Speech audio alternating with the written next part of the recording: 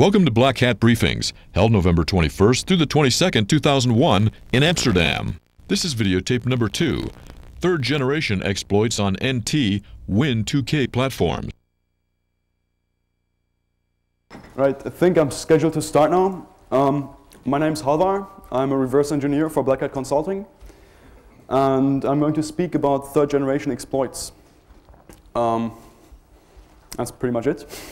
There are a few basic rules when I speak, which basically include I'm just the speaker, you're the person who's trying to get something out of the speech. So whenever I speak too quickly or a speech slurred, or I'm not making myself clear, yell at me. And if there's any question in the middle of the speech, just raise your hand, or if you don't feel like raising your hand, just ask right away. Okay, I'm a bit nervous about this because I haven't held the speech before, and those who have seen one of my previous speeches probably remember the previous speech to go rather smooth. And I can assure you this one won't go very smoothly. So, all right, we're in for quite a ride. The speech consists of two rather large halves of 1¼ hour. And during the first half, I'll cover a quick recapitulation of the first generation exploits. I'll not really go into them deeply, as everybody knows about these. I'll speak a bit about second generation exploits. I'll not go too deeply into those either because they've been documented somewhere. Then I'll start speaking about third generation exploits and what's different about them, why they're important, and, well, yeah, how to take advantage of those. And then I'll speak about the first component of third generation exploits, which is heap structure exploitation. Basically, it's buffer overruns in malloced buffers. And I'll specifically focus on the NT side here because the Unix side has been documented in the last frac by Max from Synergy. And as far as I know, nobody has ever documented how this works under NT or with NT compilers and so on. So I'll speak a bit about that. I'll start with some heap management generalities because you need to have at least basic understanding on what a heap manager is, how it works, and so on. Then I'll speak specifically about exploiting buffer overruns under the Win2k heap manager. I'll have a short demonstration concerning this. Then I'll speak specifically about how to exploit these malloc overruns in the Borland C heap manager.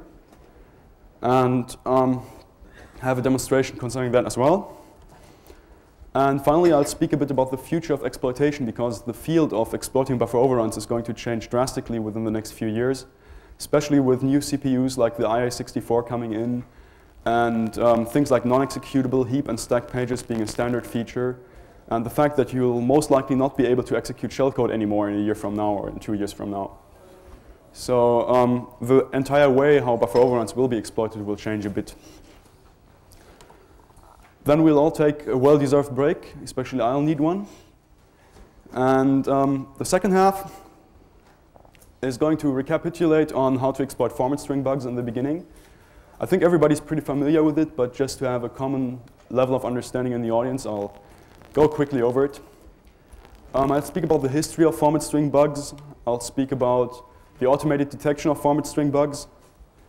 And I'll speak about exploitation of format string bugs. And then the core of the second half will run around, which is exploitation reliability. We all know that it's quite hard to exploit reliably in the wild. I mean, it's always easy to write an exploit that works in the lab, but if you actually go out there and want to own boxes, you need exploits that have a pretty high probability of getting in there, and getting in there without knocking over the service too many times so the admin doesn't notice. I mean, stupid admins will usually restart the service 3 or 4 times before they actually notice something fishy is going on, but still it's nicer if you can just walk in there without leaving traces. I'll define the problem of exploitation reliability later on. Then I'll present something you can do under NT, which will give you a very, very high probability of getting control without messing with the stack in any way, which is called the unhandled exception filter attack, which is nice for lab environment, but only really good if you know very much about the attacked system. And then I'll speak about the threat environment structure override, which is something I've invented, which works very well if you know pretty much nothing about the target box beside it's an NT machine. So we'll get into that later. And afterwards, I'll have some free time for questions, answers, and discussions. And if your head isn't hurting too much, I think I'll come up with something else to speak about later on if we still have time. Okay. Any questions concerning this? No? We all know first generation exploits. Those are the standard stack smashes where somebody's copying data into a stack buffer and smashes the EIP, or the instruction pointer, which has been saved on the stack. In this nice diagram, you have the local variables of a function in green. You have the saved frame pointer in what I'd call a light blue. And you have the return address in red. And somebody starts copying lots of data into this buffer and just completely overwrites all the data that's behind your original buffer. And when the function that smashed the stack returns, it will read the user-supplied return address from the stack. And therefore, the attacker can point the instruction pointer to any location in memory where he has put his shellcode and execute that shellcode. I think this is pretty basic and common knowledge amongst everybody. So first generation exploits are the simple stack smashes. They've been documented in about 1 million documents, a few very good ones by LF1, and then a few very bad ones recently because everybody thinks to need to document it once more. The EIP is completely taken, so we're taking advantage of a hardware-specific feature. We're exploiting the functionality of the return instruction, which reads the return address from the stack. We're fairly low level at that point, so this is very CPU-specific. I mean, it happens on many CPUs, but still it's very CPU-specific. The usual way these bugs occur are the basic calls everybody knows: string copy, gets, sprintf, the top 3 on every grep list when you're looking in source code. And they're fairly trivial to exploit. I mean, you just point the instruction pointer somewhere useful and then execute code there. They can be a bit trickier to exploit if the input is filtered, like if you only have uppercase characters from A to C. That's going to be tricky to exploit it. But unless the input is very heavily filtered, it's usually no problem. I mean, there's shellcodes around which only consists of A to Z, 0 to 9, and so on, at least on x86. These kind of bugs can be detected via stress testing. You just fire long strings into an application and hope it'll fall. And there'll usually be a seg fault when you overwrite EIP completely. So everybody has played with Perl scripts, I assume, or EI's elite security scanner with the same artificial intelligence to find buffer overruns as Perl has. Anyways, due to the easy-to-find nature and the easy way to exploit these bugs, they're almost extinct in open source software. It's a bit like a biological analogy. You have beautiful animals out in the woods, and it can be spotted, and it gets a high value on the market. So people will hunt it, and in open source, they've been pretty much hunted to extinction. They're still around somewhere hiding in the closed source woods, but I don't think you'll find too many of these days. Whoops. Then there's second generation exploits, which are a tad more complex. There are cast screw-ups and off-by-ones, which occur from, oh, I told you this was not going to be smooth. Which occur from misusage of so-called safe functions like strncat, strncopy, and so on. They are fairly well documented. There are FRAC articles on exploiting off-by-ones. In this case, you do normally not overwrite EIP, as you only write 1 null byte past the end of the original buffer. And therefore, you don't take advantage of a hardware-specific feature such as the return instruction, but you take advantage of compiler functionality. You're basically exploiting the standard C prologue and epilogue of a function. I'll explain how this actually gets exploited in the wild in a minute.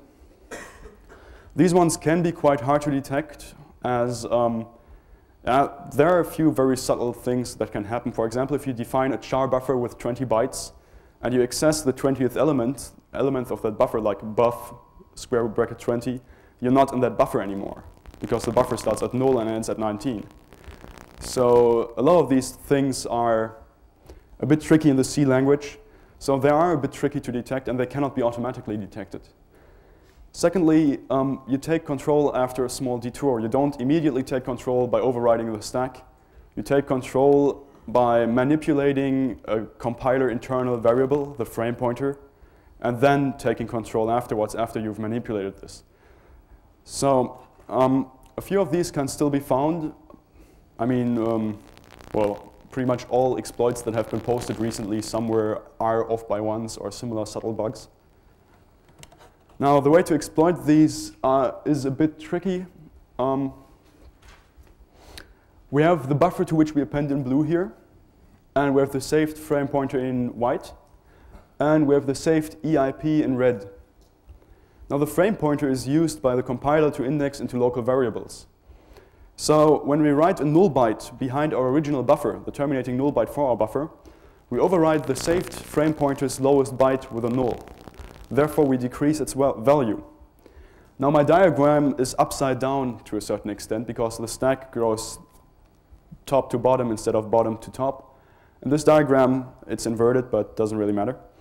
So the saved EBP is manipulated, and when the function which smashed the stack at that point returns, it executes the standard C function epilogue, which is move ESP EBP to erase local variables, and then pop EBP, which pops the manipulated frame pointer into the EBP register. Then the function returns as usual, and nothing great happens. We just have to keep in mind that we've manipulated the frame pointer to point elsewhere.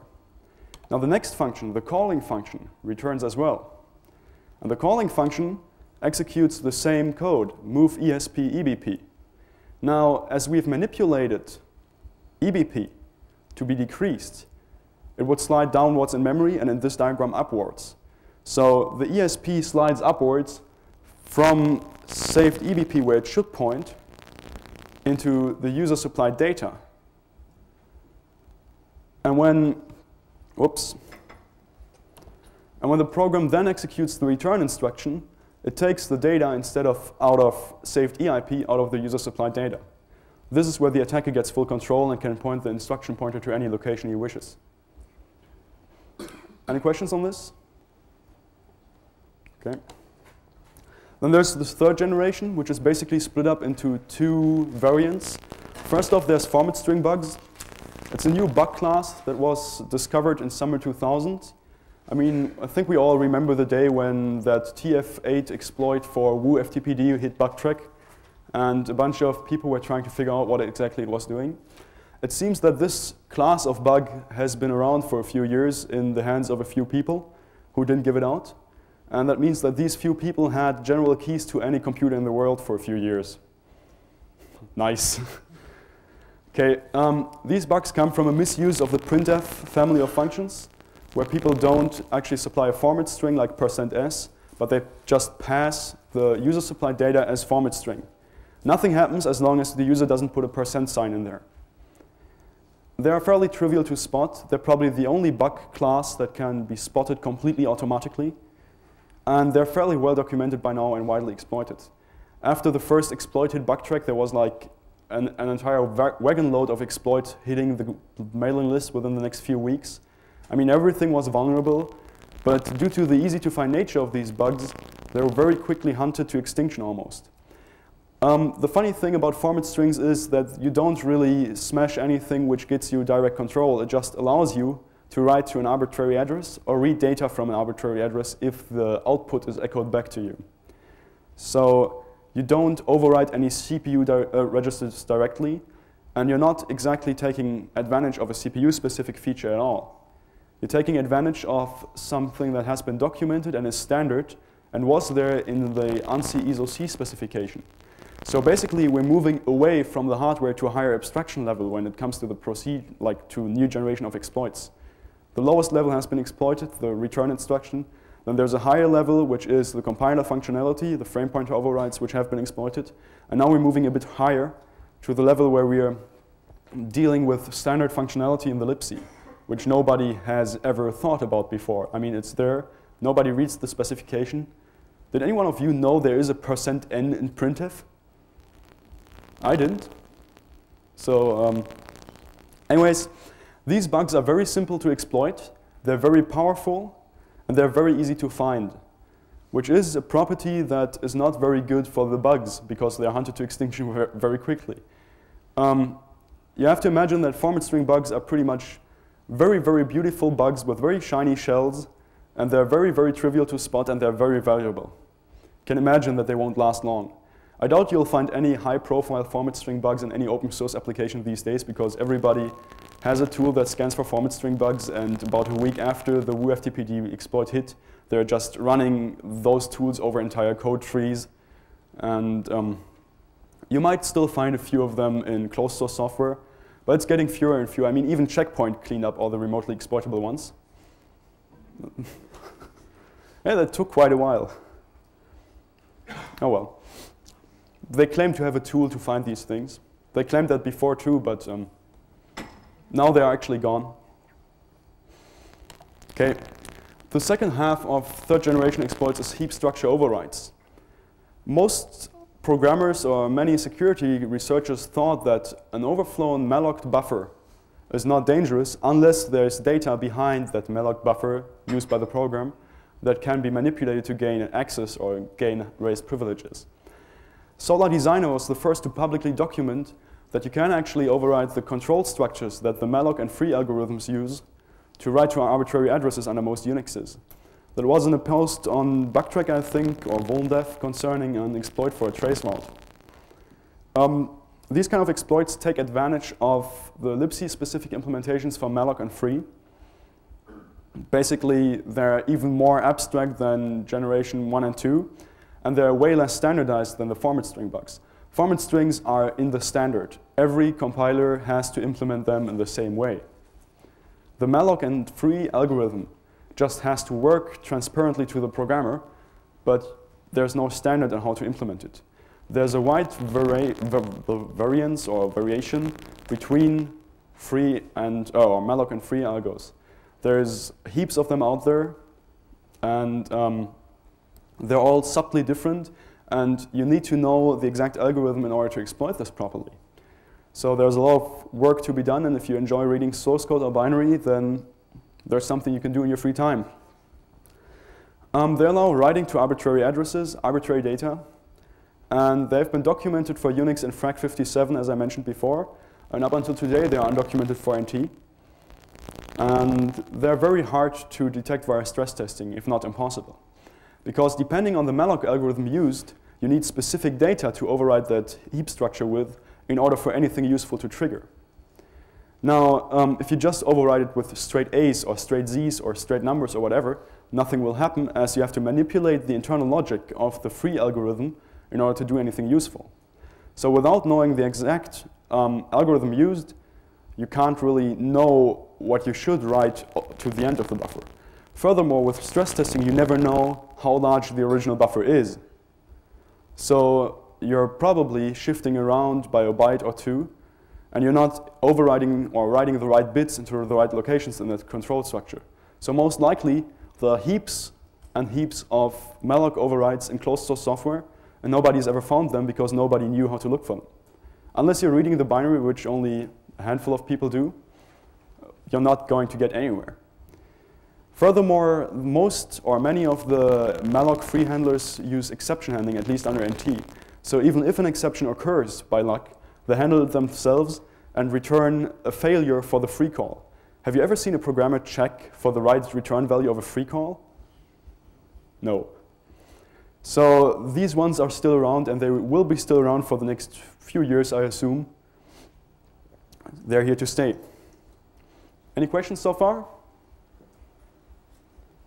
Right.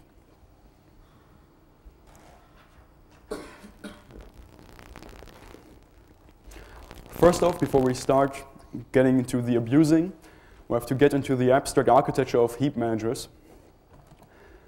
There's quite a lot of different algos around. I mentioned that before. Every compiler, and thus every libc, supplies its own algorithm pretty much for heap management.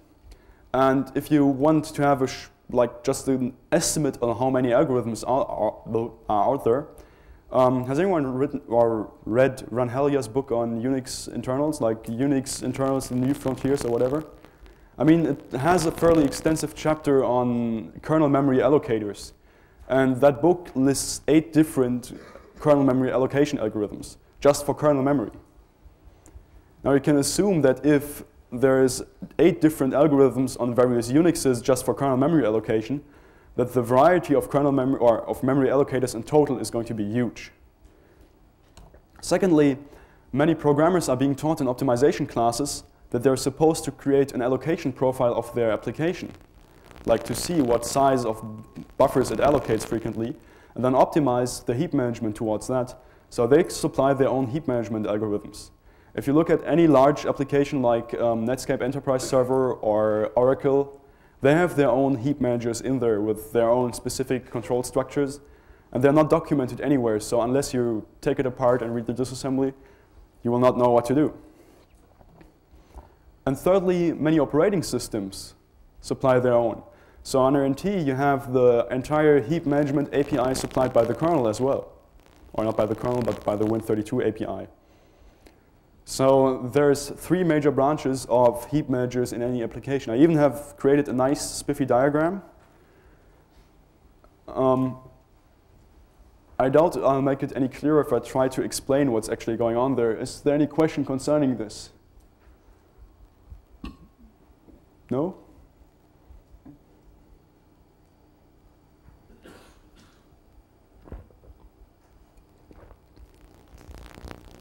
I'll quickly go over it. On the far right, you have the NT heap memory API, which is the heap alloc, local alloc, global alloc function calls, whatever, which are used to which can be used to access the Windows 32 heap.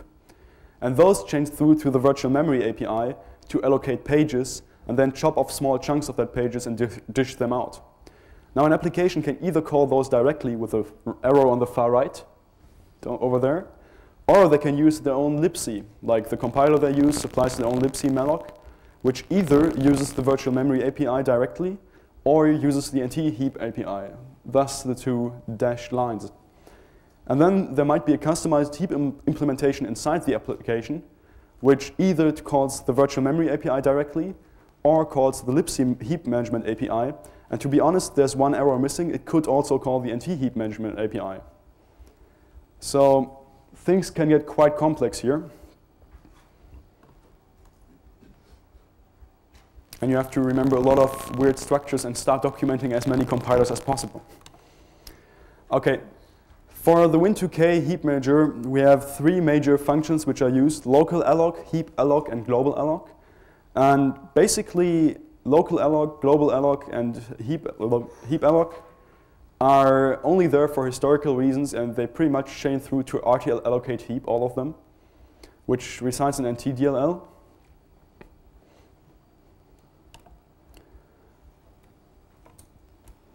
Now interrupt me if I'm going too fast here. Let's assume we have a program which allocates 2 blocks of 32 bytes each using the RTL allocate heap API. The memory will actually look like this. The first pointer to the first malloc, which is returned, like the return value of the first malloc, will be the beginning of memory block A, but not block A, which lies before the buffer that is returned. So we have some control data Windows uses internally in that gray field, block A control data. And then the second buffer is allocated. And again, we get the pointer to memory block B returned and a control block before that. Now assume we have one of those standard overflows where we can just overwrite a few bytes behind our original buffer. And we overwrite the entire block B control data. Now, if we manipulate this smartly or in an intelligent manner, we can get RTL free heap to write to arbitrary addresses. I'll start up a disassembly of NTDLL for that.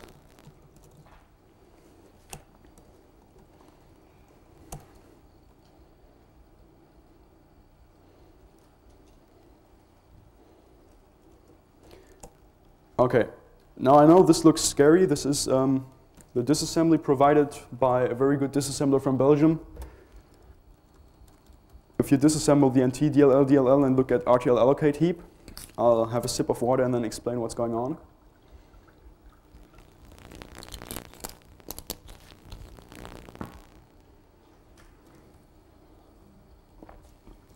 Okay, this function takes 3 arguments: a handle to the heap where it's trying to free, some flags, and a pointer to the memory, actually.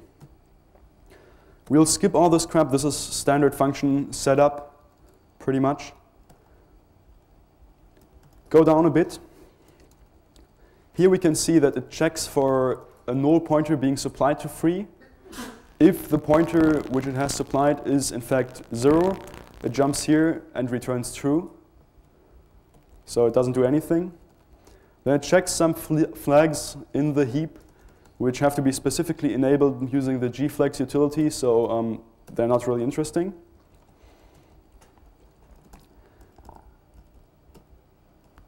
And then here, they load the ESI register with the pointer to our control block. EDX points to the buffer. EDX -1 is the pointer to the control block. So ESI gets loaded with it. And then they test field 5, which is in my slides called field 4, which is a bit of a bad naming convention. They test field 5 for its lowermost bit. So unless the lowermost bit of field 5 is set, they'll bail out an error and nothing will happen. So I'll advance the slides by one. Field 5 are these 8 bits for flags here. I called it 5 because it's at offset 5 of the structure.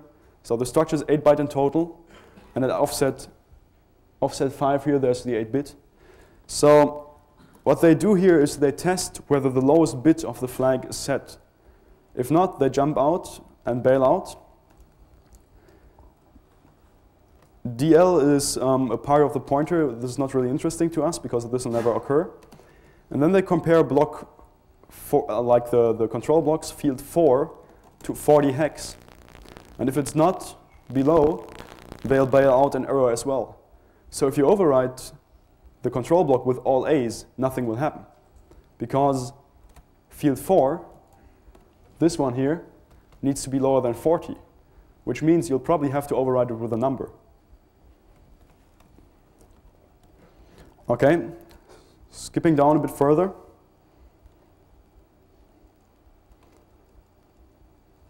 We see here, we want to actually get to the isLarger block code. I'll explain later why. They test whether AL, which is our flags, has bit 8 set. That one must be set as well. Then they jump to this point here, where they check whether the heap is serialized and so on. Then they enter a critical section so they don't get any heap corruption on multi-threaded allocations and frees. And then we reach this point here, where they test field 5 for the 4th bit. And that one must be set as well. And then we jump here to the arbitrary memory override. Of course, this isn't named that way in the disassembly. I named it this way, but okay, ESI, which is the pointer to the beginning of the structure, is subtracted from with 24 bytes. So they're moving backwards to the previous buffer, save this in some local variable here. Then they load EAX from that location, which we have supplied because we've smashed the buffer, and the control structure in our buffer is buffer previous to the buffer we're freeing currently. That value gets saved in a local variable, and then the value at 4, like at an offset of 4, is loaded into ESI. It's saved into a local variable, and here we have an arbitrary memory override. We supply ESI, we supply EAX. We can write any value to any location. Looks a bit nicer, whoops, in the slides. Here we have the criteria which our block has to fulfill. On a Win2k, it's enough to overwrite the 8th byte at 8 bytes at the end of the buffer with XXXX, 99XX. Yes? Excuse me, do you have any idea what's the real use of that routine? Basically, they're doing a lot of very complicated checking. Is the previous buffer free? Is it free and larger than something? If yes, then coalesce the two buffers. Basically, they're trying to prevent a fragmentation of the heap. Assuming that you have a lot of small allocations, and then you start freeing them, they have to check whether two blocks are next to each other and free. If they are, then they need to be put together so that a larger allocation can fill in that gap. Otherwise, you'll have the heap very badly fragmented. That doesn't mean that the heap can't get fragmented. A friend of mine is writing device drivers for mastering programs, and he actually had to implement his own kernel memory allocation routine, because the NT kernel memory allocation routine would crap out if you were allocating too many strangely sized buffers. It was pretty bad because the bug only occurred after some company in Asia had burned 50,000 not working CDs. He had a bad day. But well, well, if you want my advice, don't rely on computers. Okay, so to illustrate it again, we have memory block A, which we've overwritten, and we override the block B control data. And then we've put all the criteria, which I've mentioned before, in there, and ESI, instead of pointing to the beginning of block B, gets subtracted 24 and points in the middle of our buffer. And then they read EAX from there and ESI from there. And at this point, we can write to any location in memory any value that we wish to write. Any questions concerning this? Okay.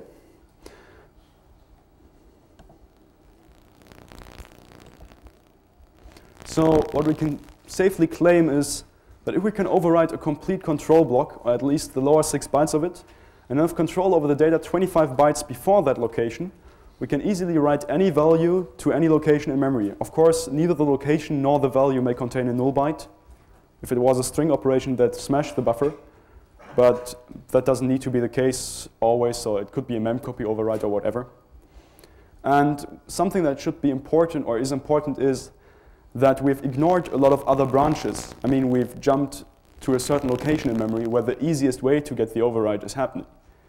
Now, there are other ways to override arbitrary memory, and depending on how much you're overriding and what you're overriding with and so on, it just takes a lot of creativity and time to look through NTDLL, and you'll probably find a way to write to arbitrary addresses. A friend of mine, Joey, who used to speak at Black Hat as well, has actually sent me a document a few weeks ago where he told me he has found ways of exploiting heap overruns. I looked at it and it was completely different from what I was doing. It worked, it exploited the same function, but he took a different branch. Now I like to think that my solution is nicer than his, but in fact it isn't. It's just 2 ways of skinning a cat. So I think we should have a short demonstration showing this off.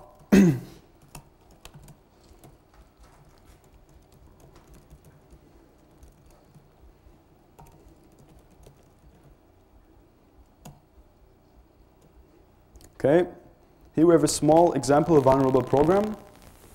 And in order to have it a bit more understandable for the audience, I'll compile it with, or I have compiled it with debug information, which will make it a bit more readable to those not very fluent in assembly. Which also means that we have some alignment issues that will, like normally we only need to read 30 bytes in here. And due to the debug information being put into the binary and the compiler acting differently, we actually have to support 112 minus 8, which is, I'm not good at math, bytes into there, and then we'll exploit it. But I think it should be fairly obvious. So we're allocating 2 blocks, then we issue a gets into the first buffer, and that should show us that we can overflow the buffer with anything we like. Okay, here we have the program in the debugger. We hit F9 here. Let the program run. And now, first we send ADAs.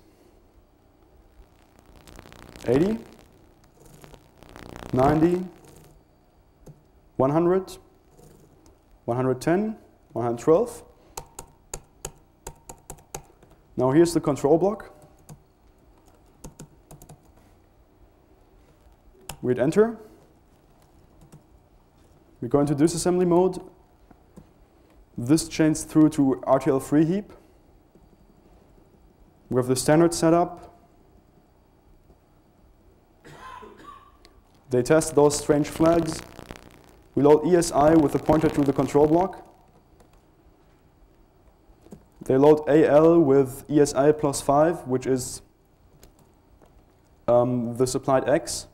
Oh no, 39 is the supplied 9, the second supplied 9. They test the lowest bit. They test ESI plus 4 for being below 40.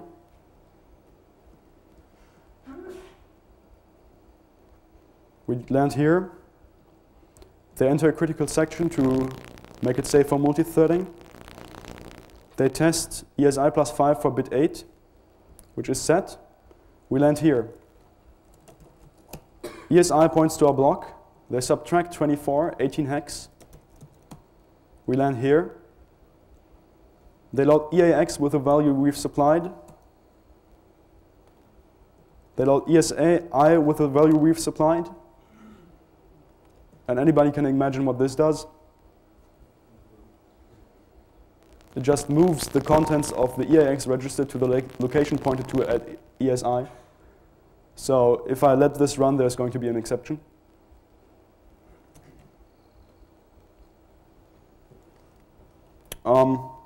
Just to demonstrate that regular stress testing wouldn't have found this,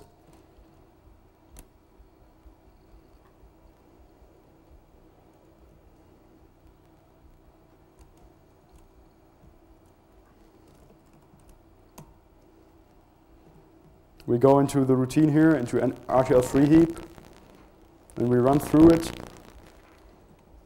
And one of the checks fail.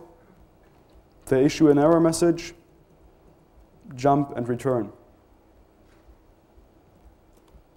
So goodbye Retina, goodbye Perl. Actually, do you want me to write to some special address you supply, or do you believe me that this can be done with pretty much anything we supply?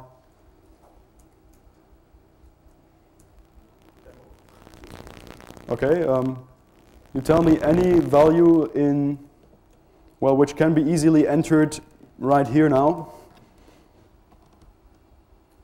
So location underscore underscore or value underscore underscore underscore to location. I don't know. Okay.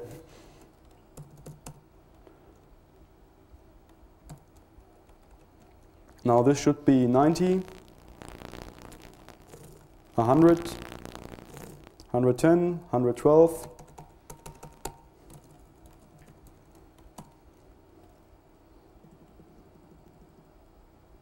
RTL3 heap.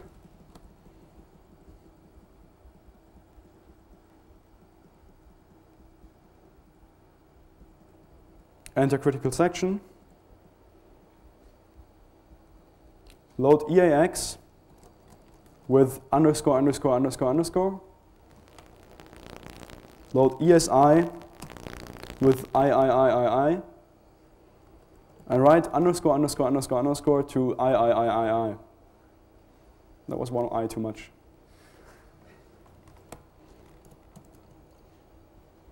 Any questions? Yes? What's the use of the third buffer? I think I used it in testing at some point. I never bothered to take it out.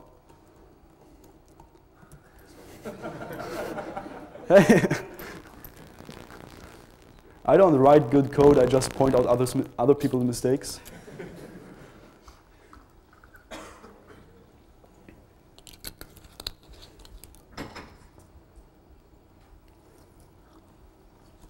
Okay, for those of you not used to reading disassembly, we can have a short look. I wrote a small program that the disassembler can create call graphs, but they don't always work, especially not with weird code like NTDLL. So I've written myself a small plugin that creates a flow graph, which might be a tad easier to follow. So you have the entire block of initialization here, which we'll gladly ignore. You have the comparison if this is a null free here. If it's null free, it follows this branch down here and bails out. If not, we go here. It tests some weird flags, whether it wants to do a slow free or not. We don't want to do a slow free, or it never does a slow free. So we land here, where it loads the heap description block in EDX -8. and does the check whether the lowest bit of field 5 is set. And I'm wondering where the next error is heading to. Oh, it's heading down here. If it is 0, then it adds to error. In our case, it doesn't error.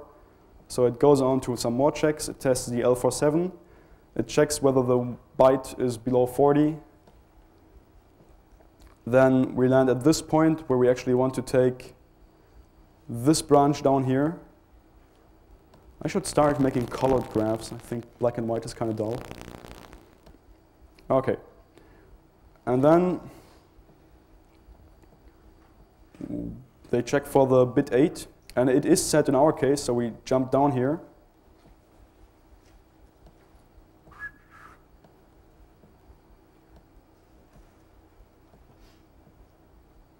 To the enter critical section and to the arbitrary memory overwrite, which is down this branch.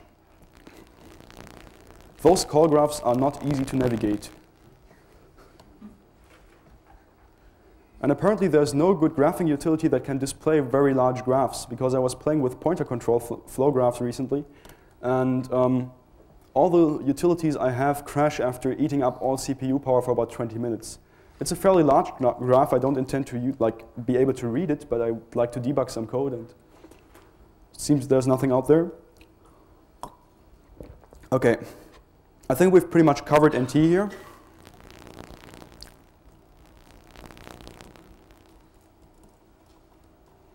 So we'll move on to the Borland C++ runtime library.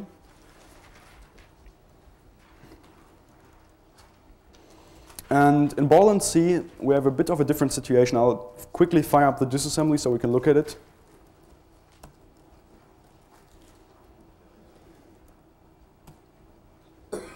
Oops.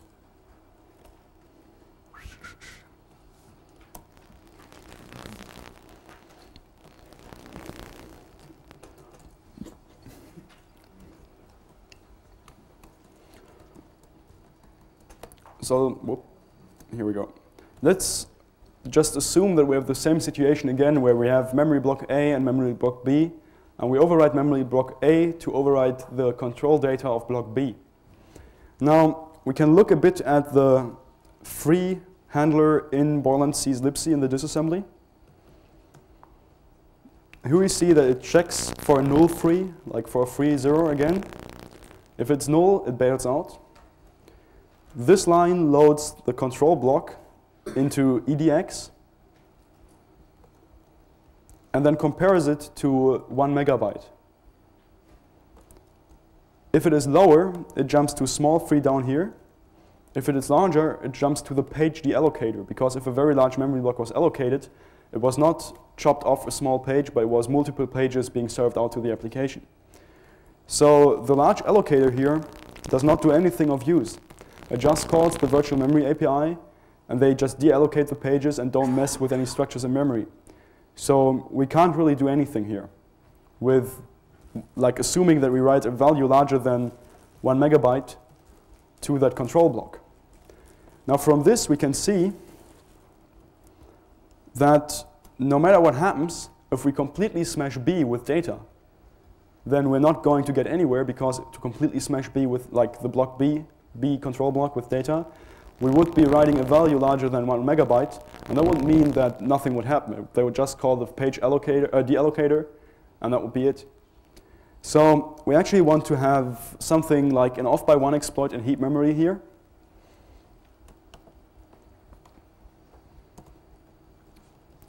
If we look at the small free algorithm a bit, we can see that there's another check for a null free. Then they load the control block in ECX and do some tests on them. I'll quickly try to figure out what I was thinking when I was preparing this. Oh yeah, okay. Yes, okay. Actually, I think we have many ways here to override memory, but this is just one. Okay, now assuming that we have an off by one, and we override the lowest order byte of the control block, Then reach this code here. First it tests whether the pointer being passed to this routine was null. It then loads the value into ECX, like the control block into ECX, and tests whether bit 2 is set. Bit 2 is normally set, and it indicates that the previous block is in use. To those of you that have played with malloc overrides under Unix, this should be very familiar because Borland just copy and paste the GNU implementation. Anyways, that bit 2 in B's control block indicates A is not free. So if A is not free, they don't do much, they just bail out. So what we want it to do is we want it to think that block A is actually free. So as we have an off-by-one exploit here, we override the lowest order byte of that control block with null. So when it tests bit 2 here, it actually jumps here because it thinks the previous block is free. And then it tries to coalesce the two blocks. So we land, it does some arbitrary checks here, zeroes out some bits, checks for some more flags. And down here, this comparison for some reason always passes. It seems to be some kind of debug implementation. And then we jump to the arbitrary memory override. Now, EDX is the pointer to our control block. So it reads the data at EDX plus 8, which is in memory block B. And it reads the data at EDX plus 4. And then writes to ECX plus 4, which we have supplied if we control memory block B. It writes basically, well, it takes a value out of memory block B because it thinks it's free and expects some internal structure to be there, and writes to the pointer in that structure some data in that structure as well. And if we control memory block B as well, we can supply that entire structure. And as we've manipulated the internal logic of the free algorithm, it's pretty, well, we are manipulating it to think the structure was there when it wasn't, and we're supplying all pointers. So we can, again, write to any location in memory. I'll try to demonstrate that. It looks a bit more complicated, while in fact it's simpler than the NT allocator. It just has more weird offsets with plus something here. So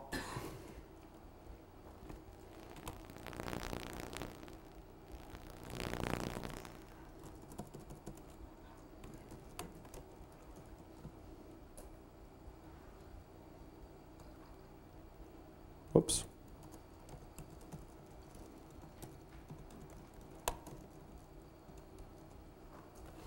Okay, here we have this program. We allocate block A, we allocate block B, and we assume that we can supply data in both blocks. And then we call free here.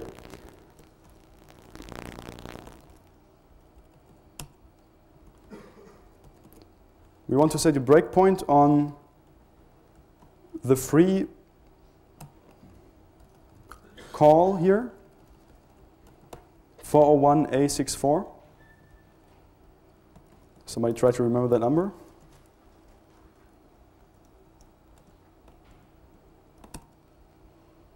Okay.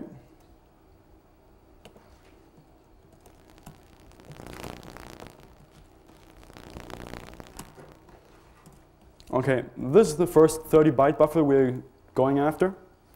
So 10, oops. 20, 30. Of course, all buffer sizes are rounded up to a 4-byte boundary, so we supply some extra nulls. Now we're at the end of the buffer, and now we can see that nothing will happen if we override this control block completely. I hit enter, and we enter the same stuff again in the next buffer. And here we have the free implementation of Borland. EAX is the pointer to the second buffer. EAX minus 4 is the control structure which we have overwritten with all A's.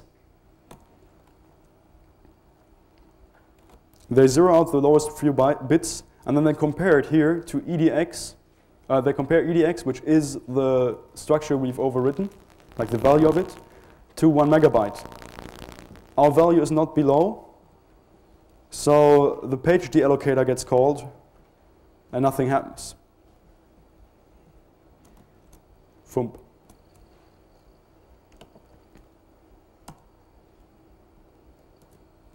So we only want to exploit, or to only write 1 byte extra. 30, 32, and that should be it. And the next buffer should contain our data.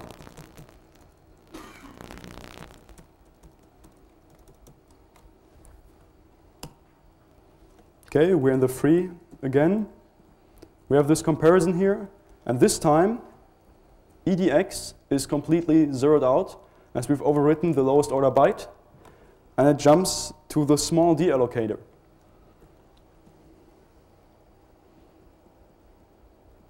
It checks for the null. It adds -4 to get the control block. It loads it into ECX, tests whether the previous block is free. The previous block is not is free as we've set it. We've made it believe that it is free. So it jumps down here, does some manipulations, and finally lands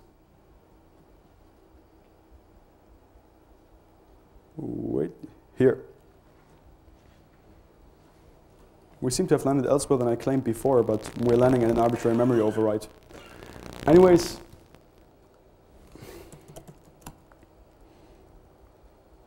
these ones are to be ignored.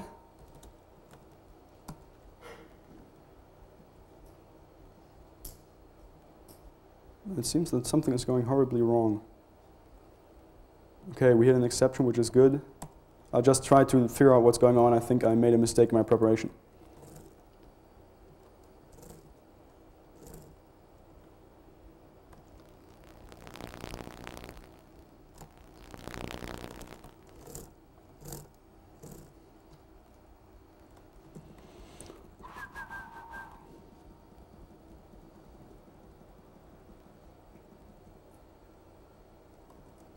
Gets weirder.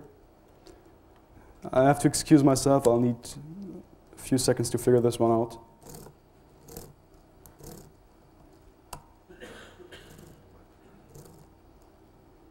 If anyone has any questions in the meantime, go ahead. Ah, crap. There was a 4 missing in the Yeah.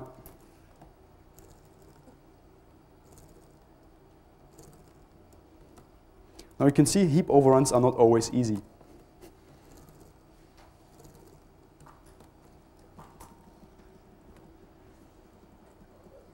It's been a while since I played with it and just looked at it yesterday evening again.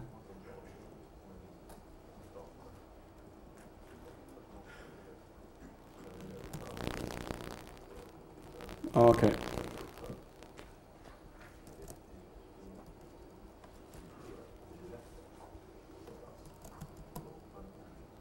Okay, now it works. I don't know what I did incorrectly the first time, but it seems that something unexpected happened which shouldn't have happened and which will most likely not happen again. Okay, we have the null byte we write to after the end of the buffer. We write some data into this buffer as well. And here we go. We pass the comparison concerning the size. Move down here. And then at this point, EDX points to the beginning of our buffer. And now EBX is loaded with the value there. ECX is loaded with the value in buffer B as well, namely the value at offset null, like the very first value. Okay, so we can see that we've supplied EBX as it was at offset 4 in the buffer B, and we've supplied ECX as it was at offset null in buffer B. And what's happening now is he's writing a value to ECX plus 8, and that value has been supplied by us. We have supplied ECX, And we've supplied EBX. So again, we can write an arbitrary value to an arbitrary location. I'm sorry if I confused you a bit with me fumbling around here. I'm not quite sure what happened, but I might have just made a stupid typo or whatever that led us to the wrong location. I assume that as you didn't believe me that this works with heap overruns under NT, you don't believe me that this works either, so I have to demonstrate it again. If you're fooling it into thinking block A is already free, so it should coalesce with that, why does it think there's a control structure in block B, if that's the one that you're freeing? Actually, I think we're making it believe that block B is free. Okay. Or aren't we? Because you smash the control block for B. It's true. And then you free B? And then we free B, apparently. Let me ponder this for a second. To be honest, I never asked the why, I asked the how. Now, this might be a bit strange because most people dealing with the source side of exploiting heap overruns are actually understanding the entire thing. But if you look at the NT heap allocator and you have the choice of either spending 10 hours figuring out how to exploit it, or spending 60 hours understanding why the hell it does what it does, which way do you choose? So I have to admit I have no idea why this is going on. Just plain simple. But I can assure you that if any one of us sits down and looks at the disassembly for a few more days, then we'll know it. But who wants to know? I mean, this is not about heap management, this is about heap abuse. But yes, I got caught with my pants down. Okay. I just quickly show that we can write to any location.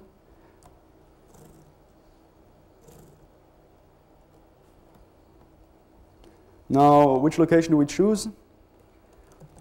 Underscore, underscore, underscore, underscore plus 8. Well, let's look at the disassembly whether it's actually true.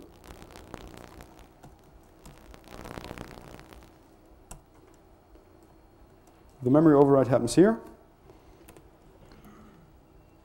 EDX plus 8 is the value, and EDX plus 4 plus 8 is the location. Okay. So the value is I, and the program will add 8 to the underscore, underscore, underscore, underscore down here. So we'll not be actually writing to underscore, underscore, underscore, underscore, but to underscore, underscore, underscore plus 8, which I think is all right to be classified as arbitrary. Okay?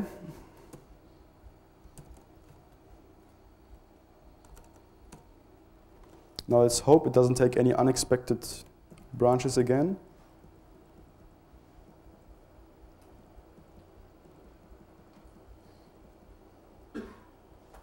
Okay, here we go.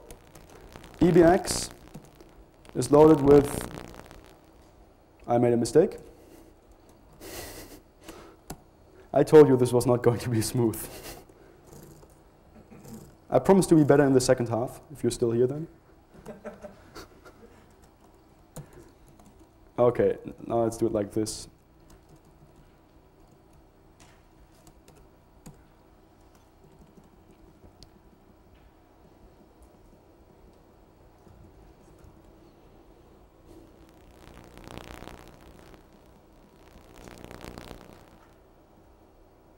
Okay. I'm completely lost. We'll eventually get there.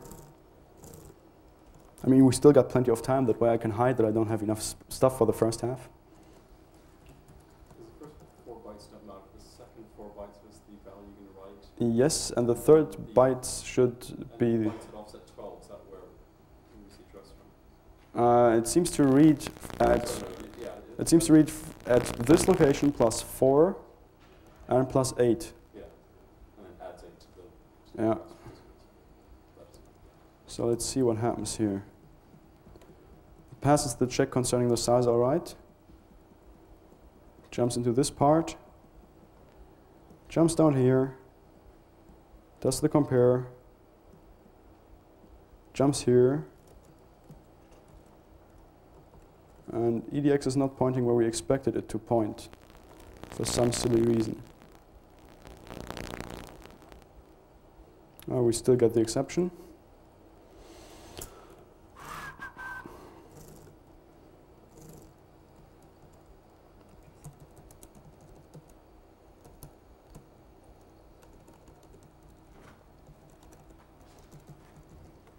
Okay. Okay. We pass this part.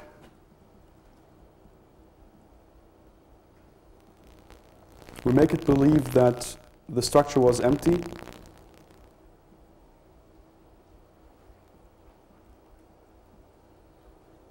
Jump down here. Okay, I think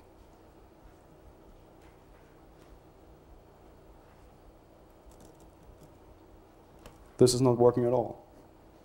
Now, I promise you, I'll tell you how this works in the second half.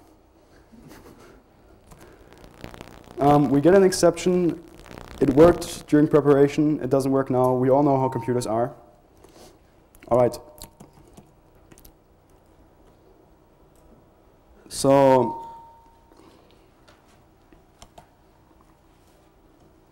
I think I explained this before in the debugger and the disassembler what I have in mind with what doesn't work currently. We have the buffer which we overrun. We write a null byte to the control structure, and we control the next buffer as well, which leads to data being read from the next buffer and actually leading to an arbitrary memory overwrite.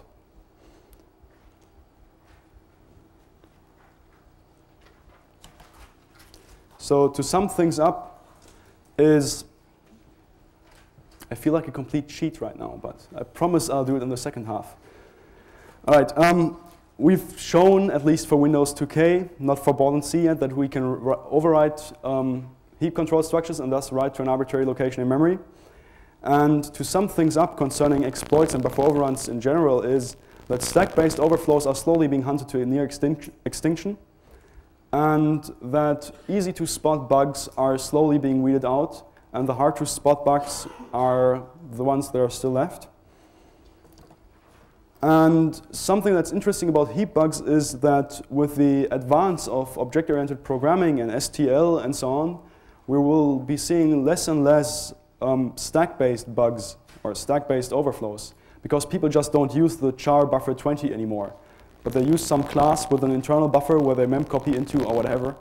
And if we're going to have overflows in the OOP world, then it's going to be heap overwrites. It's not going to be the stack smash. Furthermore, even in STL and even with C++ and OOP and everything, off-by-ones are possible. Not necessarily with a null byte, but just imagine an iterator going too far and so on. So some people claim that bugs will go away with new programming paradigms, but they're here to stay. And the elusive nature of heap overruns will basically, well, make the tools Retina, Fuzz, all the Perl scripts and so on obsolete. Because the future is heap bugs and they can't be found using stress testing, but only with source or binary analysis. Reverse engineers, if they don't scrub as I do, are at an advantage. They can understand and document the compiler. If you have a compiler, I don't know whether the vendor of the compiler will give you the source to the libc and the source to the heap allocation. And you can bet that Oracle will not give you the source for their heap implementation, and you can bet that Netscape will not give you the source for their heap implementation either. So unless you're a bit used to reading disassembly, you don't really know what to do and how to do it. Furthermore, there's a lot of bugs in the compiler themselves which we're dealing with in the future, I think. If you look at Borland C, for example, we've seen that they need control structures for controlling their blocks. So when you allocate a certain amount of memory, they actually need 4 bytes more because they need the size for the control structure as well. And what they do is they take the value of what you put in there, the amount of memory you want, and then they add the control block size, and then they allocate that. Now assume you request a memory block of a bit like 4 GB size, -2. They add 4, it wraps around to positive, and they allocate you 4 bytes and return it. And there's no error message. So compiler bugs are really going to screw programmers over badly. And especially in the embedded world, there's a lot of bad compilers. And while we're at it, Java is claimed to be secure, but after I've done a survey over buggy compilers during the past few months when it came to C compilers, I'm not really sure that the Java runtimes or the Java compilers are any better. And even then, if the language is working correctly and has strong type checking and so on, there are logic bugs everywhere that can go insanely wrong, and programmers don't read specifications. A nice example I like to bring up at this point is usually that how many C programmers you know that can answer the following question?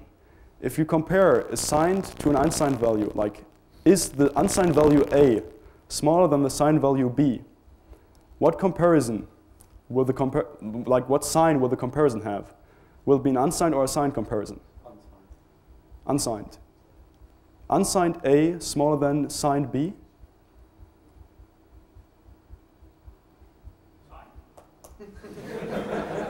Yeah, a good chance there. Now, has anyone ever bothered to read the specification, what the specification says, because it's a clearly defined state? No, actually I did. And the right side of the comparison dictates the signedness. So, unsigned A smaller than signed B will have a different result than signed B greater than unsigned A. If you think those bugs are going away with new OOP classes, you're wrong. Just plain wrong. Okay, something else that I mentioned is that our heap bugs are not actually taking control over EIP directly anymore. And as we see more and more advances towards the prevention of buffer overruns like non-executable heap pages, stack guard, and so on, at least to prevent the stack-based overflows which execute code, and we have ways of making pages readable but non-executable, we can kiss our shellcodes goodbye. It's just a matter of time, but with IA64, people will start making all heap pages, all stack pages non-executable, and any user supply data will not be able to execute. So with the heap bugs, we are already demonstrating the future of bugs. We're manipulating the internal logic of a program. We're manipulating structures it uses to store its own data, and then make the program do evil things. Now the simplest example is overflowing a buffer, and right behind your buffer there's a boolean is authenticated. That would be the easy way, or we do it like this. We're manipulating the compiler to do something which we want, which is not smashing the stack. So we can safely assume that in the future we'll have to have more of a program understanding to actually do anything useful, because we're manipulating it the way its logic works. We're not just smash the stack, put in the shellcode, execute bin sh, and we're in. We'll have to play with how the thing works. All right, yeah, I'm trying to brag a bit at the bottom that reverse engineers are useful, but after we've seen how I fumbled, I'll just skip that part. And I think we're pretty much scheduled to have a break right now, aren't we? Right, thanks, and I'll try to figure out what went wrong for the second half. Any questions concerning this so far? Yes, please.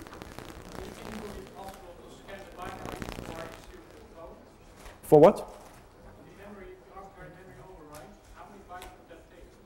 Could you scan binary code for sequences of those bytes?